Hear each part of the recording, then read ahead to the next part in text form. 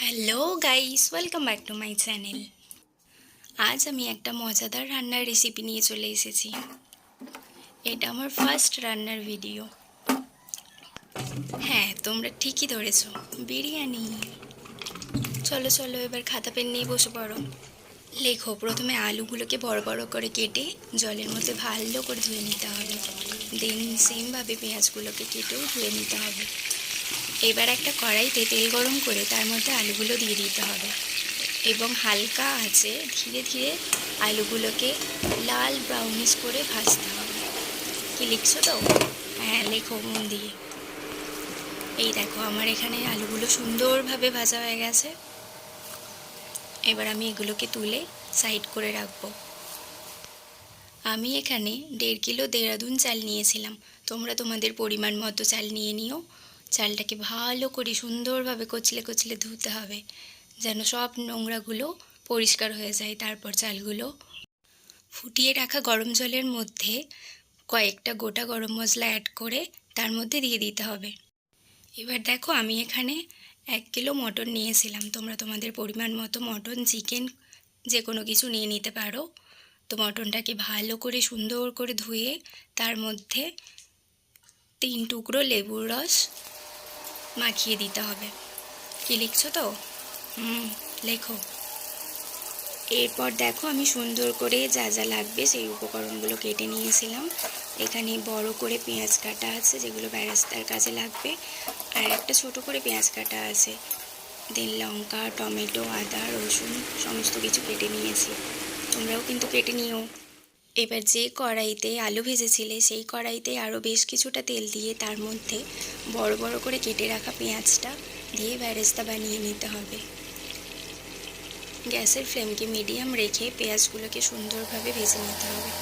এদিকে দেখো, রাইসটা অলরেডি সেদ্ধ হয়ে এসেছে। আর অন্যদিকে মামনি রসুনগুলোকে শিলের মধ্যে সুন্দরভাবে ব্লেন্ড করে দিচ্ছে। তোমরাও কিন্তু মা কিংবা মামনিকে দিয়েই করিও, তাহলে টেস্টটা আরও দ্বিগুণ হয়ে যাবে। এবার ওই একই কড়াতেই আরও কিছুটা পরিমাণ তেল নিয়ে ওর মধ্যে দারচিনি, এলাচ, লবঙ্গ, সাজিরা, জয়িত্রী সমস্ত কিছু দিয়ে ভালো করে ভেজে নিতে হবে। এবার ছোট করে কেটে রাখা পেঁয়াজগুলো দিয়ে সুন্দর করে ভেজে নিতে হবে। লেখো লেখো, ভুলে যাবে না হলে। আর এই ফাঁকে আমরা আদা আর কাঁচা লঙ্কাগুলোকে ব্লেন্ডারে সুন্দরভাবে ব্লেন্ড করে নেব। দেখো, আমার মতোই কিন্তু করবে। আমি একা হাতে করছি বলে এক হাত দিয়ে চেপে ধরেছি, এক হাত দিয়ে ক্যামেরা ধরেছি, আর মামনিকে চালিয়ে দিতে বলছি। তোমরাও কিন্তু এটাই করো। তারপর আদার পেস্টটা সুন্দরভাবে হয়ে গেলে একটা বাটির মধ্যে ঢেলে রেখো। এদিকে আগে থেকে লেবু মাখিয়ে রাখা মটনটার মধ্যে 2 চামচ আদা বাটা আর বাকি রসুনটা দিয়ে পরিমাণ মতো নুন, হলুদ গুঁড়ো, লঙ্কা গুঁড়ো দিয়ে দিতে হবে। হলুদ গুঁড়োটা অপশনাল। আর আমি যে ওখানে লেবু দিয়েছিলাম, তোমরা সেই পরিবর্তে টক দইও দিতে পারো। তারপর সব কিছুকে সুন্দরভাবে মাখিয়ে নিতে হবে। এবার ওপর থেকে একটু খাঁটি সর্ষের তেল, খাঁটিই কিন্তু দেবে, খাঁটি সর্ষের তেল দিয়ে ওটাকে ঢাকনা দিয়ে রেখে দেবে কিছুক্ষণ। এইসব করতে গিয়ে অন্যদিকে যেন পেঁয়াজটা পুড়িয়ে ফেলো না। পেঁয়াজ ভাজা হয়ে গেলে ওর মধ্যে টমেটো কুচিটা দিয়ে ভালো করে ভেজে নিতে হবে। এরপর বাকি থাকা যে রসুন বাটা, ওটা দিয়ে সুন্দরভাবে লাল করে ভেজে নিতে হবে। কি সব কিছু মনে করে লিখছো তো? এবার যে আদাটা রয়ে গিয়েছিল ওটাও দিয়ে ভালো করে ভেজে নিতে হবে। দেখো, সব কিছু সুন্দরভাবে ভাজা হয়ে গেলে এইভাবেই মশলা থেকে তেল ছেড়ে দেবে। তখন একে একে লঙ্কা গুঁড়ো, পরিমাণ মতো নুন দিয়ে দিও, কেমন? এরপর কালারের জন্য কাশ্মীরি লঙ্কা গুঁড়ো দিতে ভুলো না যেন। ওই উপকরণগুলোকে ভালো করে মিশিয়ে নিয়ে তারপর মটনটা ওর মধ্যে ঢেলে দিও। ঢেলে টাইম নিয়ে সুন্দর করে মটনটাকে কষিয়ে ফেলো।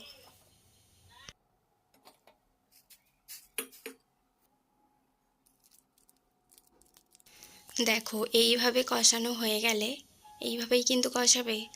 কষানো হয়ে গেলে একটা প্রেসার কুকারের মধ্যে মাংসগুলোকে ঢেলে নেবে। আর কড়াইয়ের মধ্যে লেগে থাকা মশলাগুলোও কিন্তু চেঁচে পুছে নিয়ে নেবে, একটুকু কিন্তু নষ্ট করা যাবে না। এরপর ভেজে রাখা আলুগুলো প্রেসার কুকারের মধ্যে দিয়ে দেবে। তারপর একই কড়াইতেই কিছুটা পরিমাণের জল গরম করে ওর মধ্যে ঢালবে, ঠান্ডা জল কিন্তু একদম দেবে না। তারপর প্রেসার কুকারটা বন্ধ করে সিটি হওয়ার জন্য অপেক্ষা করবে। আর অন্যদিকে একটা ছোট্ট বাটির মধ্যে কিছুটা পরিমাণে জল নিয়ে হালকা গরম করে নেবে। এবার ওই গরম জলের মধ্যে একটা ইয়েলো ফুড কালার অল্প পরিমাণে মিশিয়ে নেবে, বেশি যেন দিও না। তারপর বিরিয়ানির যে মেন উপকরণ আতর, গোলাপ জল, কেওড়া জল কিছুটা পরিমাণে দিয়ে দেবে। দেখো আমি কেওড়া জল 5-6 চামচের মতো দিয়ে দিলাম। এবার গোলাপ জলও সেম পরিমাণে দিয়ে দিলাম। তারপর আমুল দুধ ওই একই মিশ্রণের মধ্যে বেশ কিছুটা দিয়ে দিতে হবে। তারপর একটা কাঁটা চামচ নিয়ে সুন্দরভাবে মিশিয়ে নিতে হবে। দেখো এগুলো করতে করতে আমার প্রেসার কুকারে সিটি পড়ে গেল। এবার আমি 5 থেকে 6টা সিটি দিয়ে নামিয়ে নেব। দেখো মাটন প্লাস আলু খুব সুন্দরভাবে সেদ্ধ হয়ে গেছে। এবার আলুগুলোকে আমি আলাদা করে নেব। আমাদের বাড়িতে বাবা বড় হাঁড়ি নেই, সেই জন্য একটা বড় কড়াই ছিল, ওর মধ্যেই বানাবো। দেখো কড়াইটাকে ভালো করে পরিষ্কার করে ওর মধ্যে সামান্য পরিমাণের কুকিং অয়েল অর্থাৎ সাদা তেল কিংবা সর্ষের তেল যে কোনো কিছু দিলেই হবে, ওটা দিয়ে 2টো মাঝারি সাইজের কলা পাতা দিয়ে দিলাম, যাতে রাইসগুলো কুক হওয়ার সময় নিচে লেগে না যায় আর কলা পাতার একটা সুন্দর ফ্লেভারও বের হয়।